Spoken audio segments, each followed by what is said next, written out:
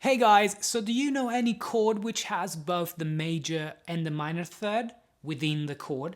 Because today we're trying to understand how a chord can possibly have both the major and the minor third, okay?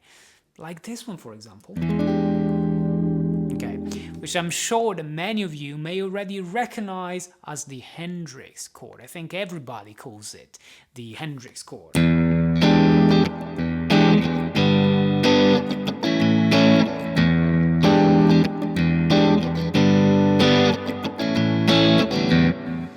How cool is that? Okay, it's this chord here.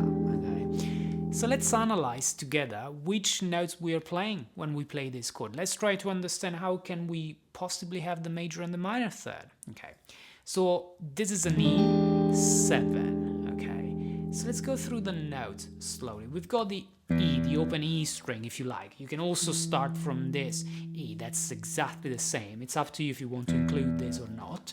But anyway, you've got the E. Then if you play this, you've got another E, so you've got the root of this E7 chord. Then with your first finger, you're playing the note G sharp, okay? And G sharp is the major third. So that's not a surprise, right? We've got the root and the major third, okay?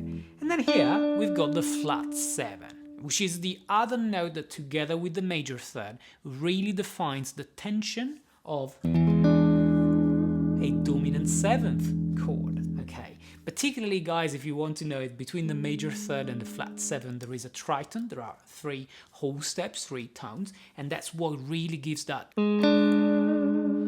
tensive character to this chord, right? Then after that, because we've talked about the root, the 1, the 3, the major third, and the 7, looks like we have skipped the 5th, but this is not a surprise if you are familiar with this channel, if you've seen a few of my videos talking about R&B and jazzy chords, because often we play chords omit 5. Omit 5 literally means that you are not playing the 5th of the chord. Why is that? Because often the 5th doesn't add much information to the chord that you're playing. So instead of playing 1, 3, 5, 7, you're very likely to play 1, 3, 7, which is also known as the shell voicing. This is a shell voicing, right? There is an entire lesson on shell voicings on my channel if you are interested. But playing the shell voicing also leaves you more room to play other stuff, like for example, an extension, like the 9th. When you play an E9, typical funk chord, like that, we do this all the time. But also, if you like, alterations, because a E dominant 7, like any other dominant 7 chord, can be played altered, which means with a flat 5 or a sharp 5, with a flat 9 or a sharp 9, one of these 4 notes, okay? These are the 4 possible alterations of a dominant 7th chord when you want to make it altered. But in the Hendrix chord that we were playing with the pinky, we are actually playing the note G, okay? And if I don't touch the note G, you just hear a classic E7 chord, really. Okay? But as soon as I touch the note G with my pinky, right? You can feel the tension. And why do we feel the tension? Because we are playing G, which is the minor third, over this chord, which actually already had the major third, and it was clearly, a major chord, particularly a major chord with the flat 7, so a dominant 7 chord, an E7, right? How is it possible that we have both the major and the minor third? Well, if you think about it, this is the whole ambiguity of playing the blues, right? Where over a dominant 7 chord, we often play the pentatonic scale, which obviously contains the minor pentatonic scale, which obviously contains the minor third. The blues scale itself, the minor blues scale itself, obviously contains the minor third, but the chords underneath during a classic blues progression are dominant 7 chords with the major third. But there is something more to consider, Together with thinking about major and minor third in this chord related to the blues tradition, there is also that, like I said, a dominant 7 chord can be altered, and one of the alterations is the sharp 9, which enharmonically, that's literally the same as the flat 3, the minor third. So if I call this note G, I'm thinking of it as the minor third, E to G, 1.5 whole steps. That's essentially a minor third interval. But if I think about this note as the F double sharp, what does that mean? If I'm in E, the note F would be the flat 9, the minor second.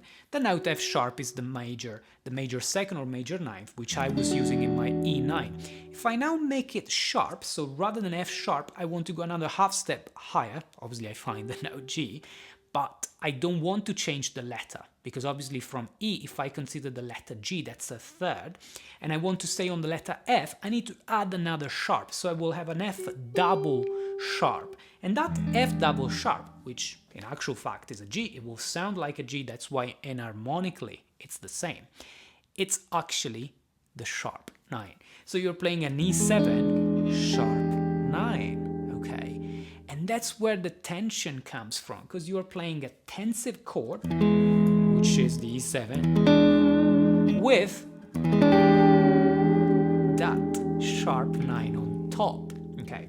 So again, we're not playing the fifth. Where would the fifth be? Well, the fifth would be here, the note B, okay? But is there a comfortable way to play it? I don't think so. Yeah, we can bar the ring finger, then add the pinky like this, and essentially hear the fifth, but that's clearly not what Hendrix was doing and not what we like to do most of the times. So we are playing this chord, omit 5. So 1, 3, flat 7, sharp 9, which we know enharmonically is the same as the flat 3.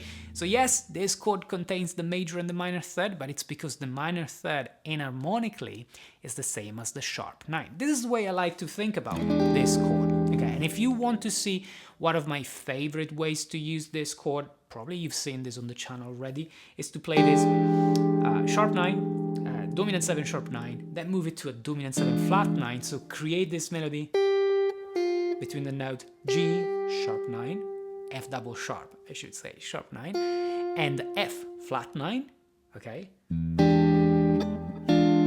as a 5-7 altered of a 1 minor, which is A minor, which is lovely. You know, if you just play, this is amazing. If you add an extension, even better.